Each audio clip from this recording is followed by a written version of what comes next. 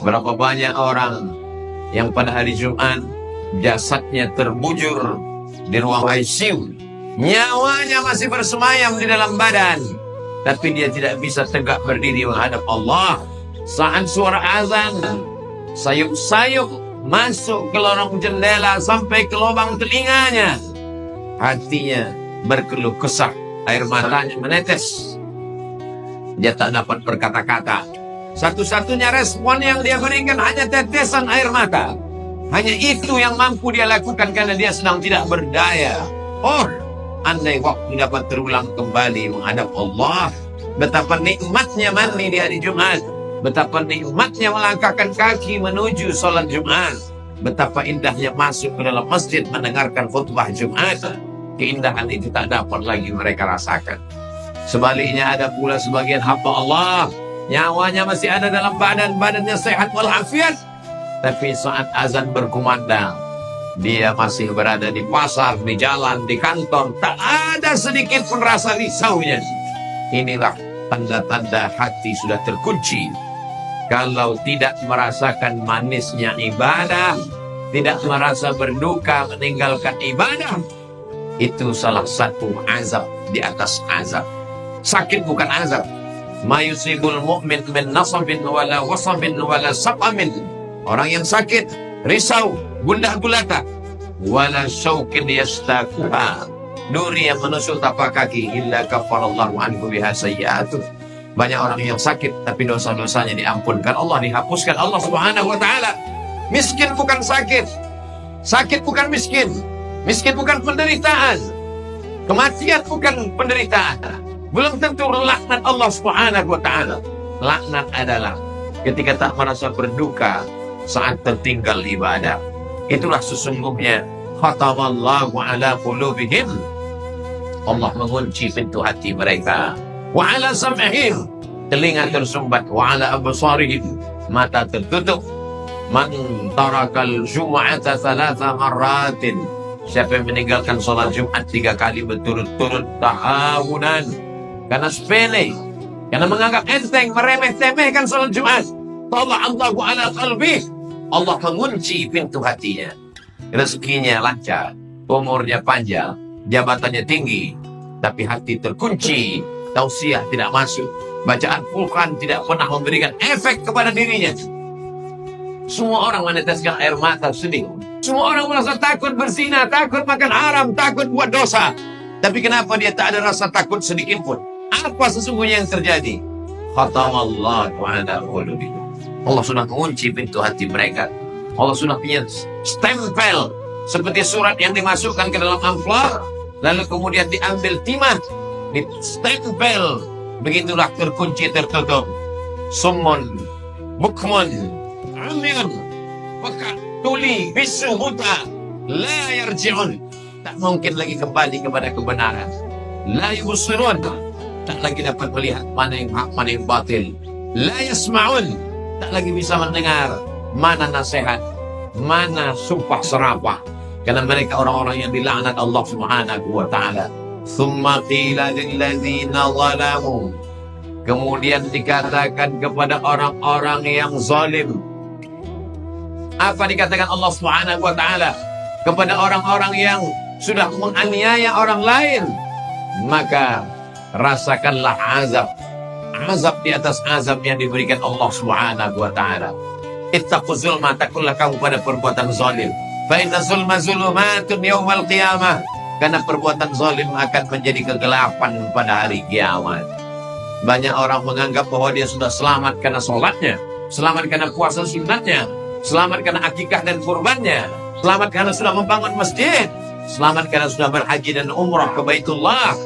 Tapi sesungguhnya perbuatan zalim tak dapat ditebus dengan istighfar beribu kali, tak dapat ditebus dengan orang yang membangun masjid, tak dapat ditebus dengan darah menetes mati syahid.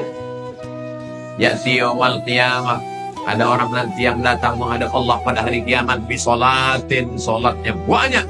Solat qabliyah, solat tahiyatul masjid, solat sunat wudu, solat sunat taubat, solat sunat tahajud, solat sunat hajat, solat sunat witir. Wa zakatin, zakat, wakaf, infak dan sedekah. Wa siyamin, puasanya banyak. Tapi ternyata lidahnya syatama hadza, mencaci maki si fulan. Wa akala mala hadza, memakan harta si fulan. Wa daraba hadza, memukul menempeleng si fulan. Wa qadhafa hadza, menuduh si fulan, bersikap kasar terhadap si fulan, menyinggung perasaan si fulan.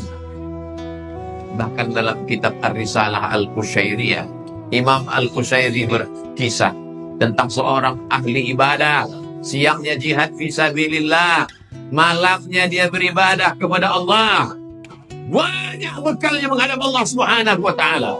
Ketika amalnya ditimbang, fa amma man thaqulat mawazinuh, siapa yang berat timbangan amalnya, fa huwa fi 'ishatir radiyah, dia adalah orang-orang yang diridhai Allah, layak sudah masuk surga. Tapi ternyata pada suatu malam dia undang dalam majelis makan-makan ke rumah tetangga. Saat pulang tersangkut daging di celah giginya. Tak sabar dia pulang ke rumah mengambil congkel gigi. Lalu dia lihat ada ranting kayu pagar rumah orang di tepi jalan. Lalu dia ambil ranting kayu itu untuk mencongkel daging yang menyumbat giginya. Maka setelah itu lepaslah dia dari beban berat menurut pikirannya. Setelah itu dia pulang, tak pernah teringat, tak pernah terkenal.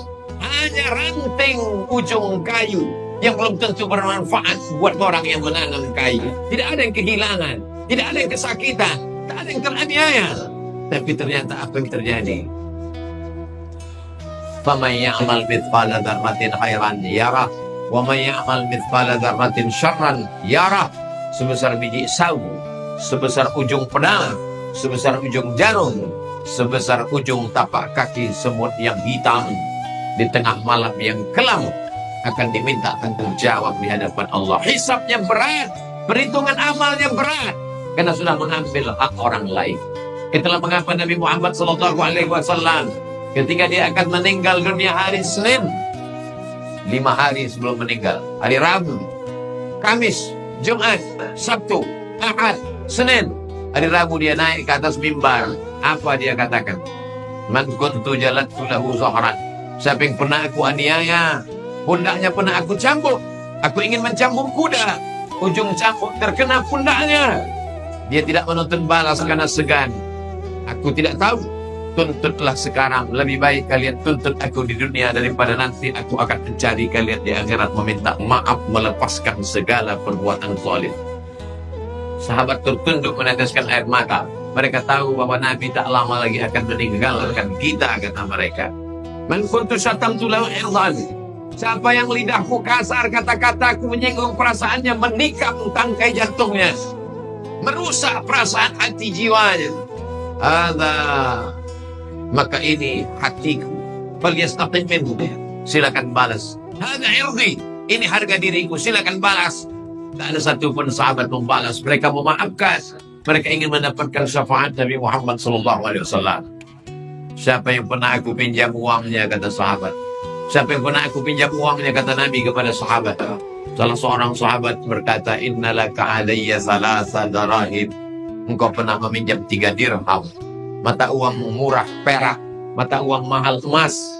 Engkau pernah meminjam 3 dirham, belum engkau bayar ya Rasulullah. Langsung saat itu juga apa kata Nabi? Idfa' ya Fadl. Fadl bin Abbas, sepupu Nabi. Ayahnya dengan ayah Nabi bersaudara kandung. Muhammad bin Abdullah bin Abdul Muttalib, Fadl bin Abbas bin Abdul Muttalib, sama-sama cucu Abdul Muttalib. Wahai Fadl, Nabi Sayyidul Anbiya wal Mursalin, pemimpin alam semesta, tidak diciptakan makhluk kalau bukan karena Nabi Muhammad SAW. Tak ada orang yang masuk surga kalau bukan karena Nabi Muhammad SAW. Sampai-sampai Nabi Musa ingin menjadi umat Nabi Muhammad SAW. Nabi Ibrahim menjadi makmumnya, Nabi Isa menjadi makmumnya. Ketika Isra Mi'raj, dia menjadi imam salat di Baitul Maqdis. Mengapa demikian? Karena kemuliaan. Tapi di tengah kemuliaan, kehebatan itu, dia tetap meminta maaf kepada orang-orang yang sudah dia aniaya, dia zalimi. Hiduplah sombong seperti Fir'aun, hiduplah angkuh seperti Qarun.